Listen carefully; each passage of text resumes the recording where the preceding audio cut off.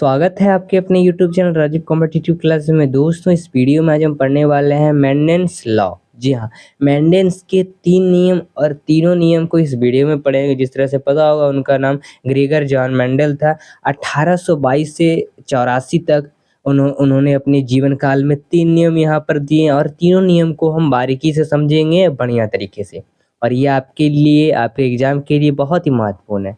दोस्तों, अगर हम बात कर लें तो ये जो है, सबसे पहले इनकी बेसिक चीज़ें कि ऑस्ट्रेलिया देश के ब्रून नामक स्थान में ईसाइयों के एक मठ से पादरी थे। उन्होंने अपने वैज्ञानिक खोजों से आधुनिक आनुवंशिक की नींव डाली।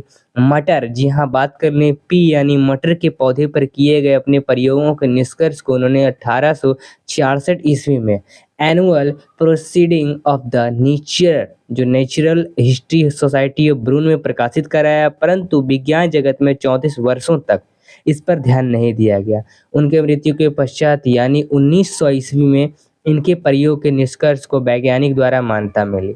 मेंडेल ने अपने प्रयोगों के लिए मटर के 7 जोड़ी गुणों को चुना और जिनमें से प्रत्येक जोड़े का एक गुण प्रयोग के दौरान दूसरे जो गुण है उसको दबाने की क्षमता रखता था। उन्होंने पहले को प्रभावी यानी डोमिनेंट तथा दूसरे को अप्रभावी यानी रिसेसिव गुण कहा, यानी उनका नाम दिया।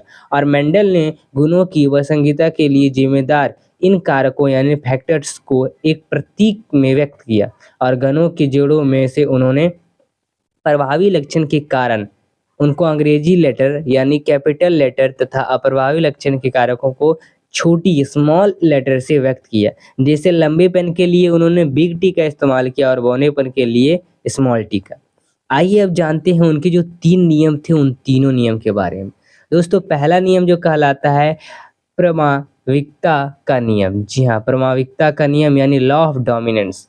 दोस्तों, इसके अंतर्गत मेंडल ने एक जोड़े के विपरीत लक्षणों को ध्यान में रखकर क्रॉस कराया तो प्रथम पीढ़ी में उपस्थित होने वाला लक्षण प्रभावी रहा।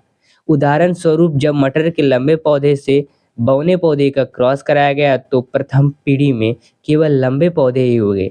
इसमें नियमानुसार लंबा प्रभावी यानी डोमिनेंस तथा बौना अप्रभावी रिसेसिव हुआ। दोस्तों, दूसरा लॉ कहलाता है लॉ ऑफ सीग्रेशन यानी मेंडल का पृथक्करण का नियम। इस नियम के अनुसार युग्मों के निर्माण में समय कारकों जीन के जोड़े के कारक अलग अलग हो जाते हैं और इनमें से केवल एक कारक ही युग्म में पहुंचता है। दोनों कारक एक साथ युग्म में कभी नहीं जाती।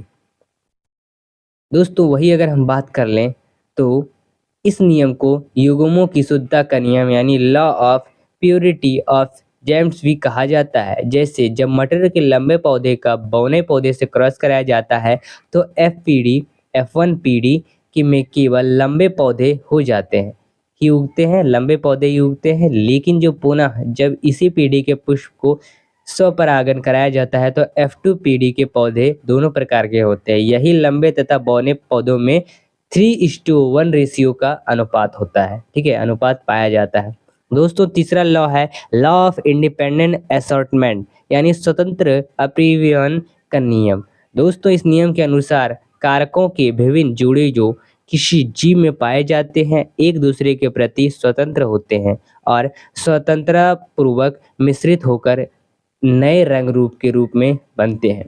तो आखिर ये थे 3 नियम जो मेंडल के द्वारा दिए गए थे। तो दोस्तों, आखिर ये आपको वीडियो कैसी लगी हमें कमेंट में ज़रूर बताएं। चलिए मिलते हैं फिर अगले वीडियो के साथ। आगे किस पर आपको वीडियो चाहिए ये कमेंट में लिख दें।